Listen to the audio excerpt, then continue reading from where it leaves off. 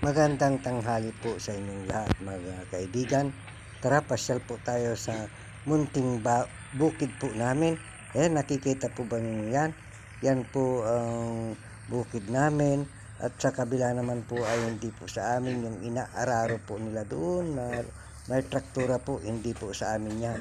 Dito lamang po sa bigyan lang po sa amin yung hindi pa naararo. Ayan po. Ayan, tara, lipat naman po tayo di sa pabuyan ng ating anak na lalaki. Ayan po, may 10 big po na piglets na tinawag po ako na ating manugang para magtanggal po ng kanilang mga ngipin po bago pa didiin. Kaya lang parang natakot po ako dahil sa kalagayan ko na PWD na hindi na gaano nakakakilos ay hindi ko itinuloy po na tanggalin ang kanilang mga ngipin po. Baka ako pa po ang makagat ng kanilang baboy po na inahin. Kaya medyo may matapang po ito dahil native po ito. Dahil kung titignan parang galit dahil po sa kapapanganak po niya ito. Ayan, medyo napagod. Ayan din po yung mga anak baboy po nila na iba po. Ayan po, lalaki na po sila, pwede nang litsunin.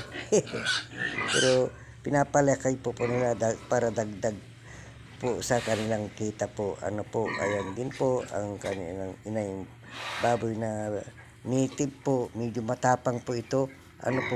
Ayan po ang kanilang mga anak, bali 10 big po ito. At sabi ko, tawagin mo na lang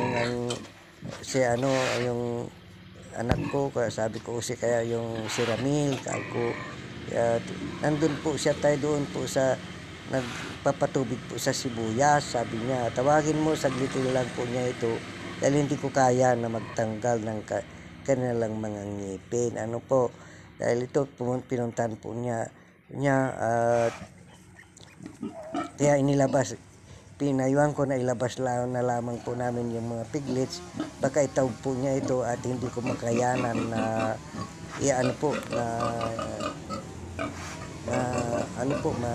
mapagbawalan kanilang ina. Dahil matapang po ito, nangagat po ito. Yan po, inilabas po. Maski nilabas na, hindi ko pa rin po tinatanggal ang kanilang mga ipin at mukhang gutom na po sila. Kaya maraming salamat po sa inyong panonood sa ating naibahagi na naman po sa inyo mga kaibigan. Tamsak lamang po ay napakalaking bagay na po ito para sa akin at tulong po ninyo bilang isa pong kaibigan po ninyo na tatay po ninyo. Ayan po, maraming salamat po and God bless po sa lahat.